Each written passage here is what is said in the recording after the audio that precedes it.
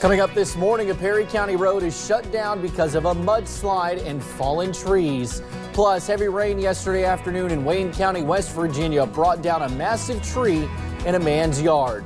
And police in Pike County now have the autopsy result for a woman found dead in her driveway Saturday. Dedicated to Eastern and Southern Kentucky, this is WYMT Mountain News This Morning. Good morning. It is 6 o'clock on Wednesday, February the 13th. Thank you for tuning in to Mountain News this morning. Well, tomorrow is Valentine's Day, but today we are back to Old Man Winter, so everything's starting to fall in line for the middle of February. Let's bring Brandon in on the picture, Brandon, for the first time in quite a while, you are tracking a radar that has practically nothing on it. Oh, I know. I love it. I love it. I wish it would stay around for a while and we get a couple of days of break, but after that we start to see the rain chances increase again, and winter could really rear its ugly head by Friday when we see chances for snow mixed in with that rain as well. Let's take a look this morning at the cameras. We start at UVA-wise, and a clear night over that way. We saw the moon and the clouds starting to fall apart overnight, so that was some good news. Outside WYMT this morning, fairly quiet here as well. Temperatures in the 30s area-wide this morning, with the exception of Lexington at 29. That's a big difference from yesterday. 20+ degrees colder in a lot of locations across the state. 30s and 40s, or close to 40 there in some locations toward Charleston there in Nashville, Hazard as well. And we'll look at the day planner for the day. Low 30s for a while, then we'll get close to 40, maybe just a bit above with sunny skies by later this afternoon. Rest of the forecast on the way here in just a few minutes. Will? All righty, Brandon, thank you. Well, the rain that we experienced yesterday has caused us to pass along a traffic alert to you this morning. Hazard Police told us last night that North Main Street was shut down at Riverview Auto and would likely be closed all night due to a mudslide. We are told trees came down on power lines and Kentucky Power responded to the scene. The road was expected to be closed until at least 7 in the morning. Now, another mudslide had a Southern Kentucky road crew scrambling to remove tons of mud yesterday before rainfall made the situation even worse. The problem started over the weekend and for a time trapped some people in their homes. The mudslide happened on Bunches Creek Road off Kentucky 92 east of Williamsburg in Whitley County. WYMT's Phil Pendleton has more on the impact. Big trucks hauling mud and debris have been a common sight on Bunches Creek Road the last few days. We've actually cleaned the road 3 times now so they could get back in. But, you know, we're talking about 3 or 4 hours to get it open. It's all because of a mudslide that officials say could be connected to waste from a 40-year-old abandoned strip mine in the area. I imagine it was just loose soil that they pushed over. I'm not really sure. One man sent us these photos and said the mudslide knocked an outbuilding off its foundation and threatened another building.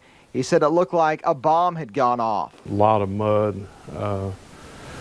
Between Sunday and today, I guess we've taken out around 60 loads of mud, and it's still coming down. Tuesday's rainfall was only expected to make the situation worse. It's making it come down in the road a lot quicker. It's getting it all wet, so it's sliding a lot. It has a lot of weight on top of it with the trees. No one has been injured, and officials say they have been able to keep Bunches Creek Road passable while cleaning up the mud. In Whitley County, Phil Pendleton, WYMT Mountain News. Now, Whitley County officials say they were also keeping a close eye on Jellicoe Creek and Dowell Road for similar issues. Now, heavy rain brought down a big tree in a man's yard in Wayne County, the tree just narrowly missing that man's home. John Meacham was in his house when he heard a booming sound. An oak tree was uprooted and came crashing down in his yard a little after 2 p.m., landing several feet from the back of his house. He is assuming the saturation from the heavy rains is the cause. Another neighbor says when the tree fell, her whole home shook and a picture fell from her wall. At first, she thought she'd heard thunder. Now they are concerned other trees may also come down and land on a home. Neighbor over there in the White House said they heard a big thump, and my other neighbor in the trailer said that it actually shook her trailer a little bit. And they both come up to see what was going on, and it hit pretty hard. But Now, Meacham said he started having problems with his fireplace last year, so he can't even use the fallen tree for firewood. He is letting people know if they need any firewood, there is still some available. Well, one city that has been hit by a number of floods in recent years is the city of Martin in Floyd County. Because of that, a plan was put into place about 15 years ago. One that would relocate people and their homes, businesses, and other government buildings out of the floodplain. But a brand new school that was completed last September is still unusable because of a water pressure problem. And its students now have to go to classes at a high school that was previously closed. WYMT's Justin Case talked with the superintendent about the ongoing situation. This is the new Renaissance Learning Center, a price tag of about $13 million, primarily federal funds. At this point, we're just kind of in limbo.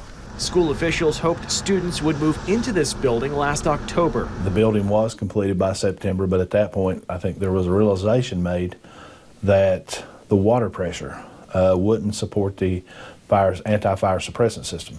And without the ability to get water to the emergency sprinklers inside, the superintendent had to make a decision about where to move the kids in the meantime, considering all the issues with the old Renaissance Learning Center. It was in really rough shape. Actually, we'd had some concerns with leaking roofs that we have tried to patch and try to patch. You don't want to put a lot of money in it when you have a brand new facility sitting there waiting. Not only leaks, but concerns of black mold. That's why Danny Adkins is having students attend classes at the old Allen Central High School. He says this program helps many students in the county who are falling behind for one reason or another. And it gives those students that are at risk or falling behind the opportunity to catch up and go on and graduate. The new school is up a hill and out of the floodplain. The Army Corps of Engineers has two plans for getting water to the school, but no timetable. That is a little frustrating as to know, and I know these guys are working on it. I know, the Corps, obviously, they would like to get that building completed as well. Hoping to complete a project that will help many kids in our community. Now, the new school will also offer technical classes for things like nursing and network administration classes. Atkins says the Army Corps of Engineers will either increase the size of a water meter on Bucks Branch or run a new water line by a different water company. Well, the Kentucky State Police now believe a Pike County woman died when someone hit her with a car. Troopers say Michelle Smith's autopsy showed she died from blunt force trauma. Smith was found Saturday outside her home in Johns Creek. Investigators believe it all started as either a burglary or robbery inside the home. Anyone with information is asked to call Kentucky State Police Post 9 at 606-433-7711. To Bell County now, where the trial for a wife charged with killing her husband has been delayed. Jury selection was expected to begin yesterday for Sarah Farmer. However, court officials tell us the trial was continued. Eddie Farmer Jr. died back in 2016. Investigators say his wife Sarah shot him. A new trial date has not been set. A group visited Frankfort pushing for tougher gun laws for people convicted of domestic violence. Moms Demand Action wore red yesterday in support of a domestic violence bill. They want people convicted of domestic violence to have to give up guns for a period of time. Well, Kentucky State Police say an abduction that started in Ohio ended with an officer-involved shooting outside of Oldham County. Witnesses say 20-year-old Skylar Williams tried getting help at a gas station in Gallatin County. Her alleged abductor, 24-year-old Tyrell Pounds, pulled her back into the car and took off. The chase with police ended near Interstate 71. A trooper says a shot was fired from inside the car before he opened fire, hitting and killing Pounds. Did not want it to continue, obviously, for the safety of the public. We're always trying to get the safest, easiest result as possible, which is why we try to employ spike strips, things like that, which were attempted here. Our Kentucky State Police are handling the investigation. No officers from the three agencies involved were wearing body cameras, so there is no video of the shooting. Well, police say Pounds took Williams from Ohio State University's Mansfield campus at gunpoint. The school released a statement saying, quote, "The senseless and shocking incident left the campus shaken."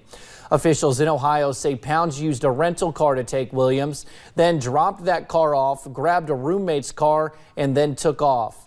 Police say Pounds and Williams had a son together. Hours before the shooting, Pounds apologized to his son in a Facebook post saying, quote, "I'm sorry you have to grow up without us, baby." And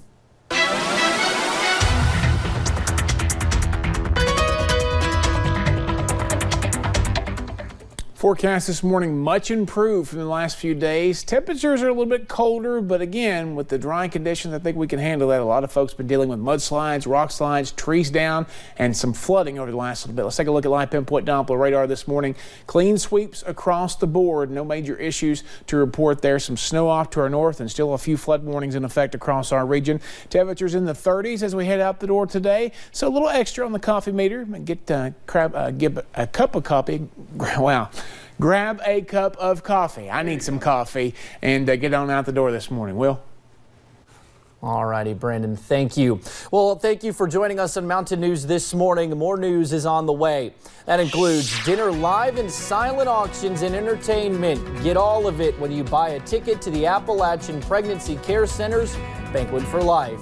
And an Ohio teen whose parents did not vaccinate him seeks out advice from internet strangers on how to get it done himself.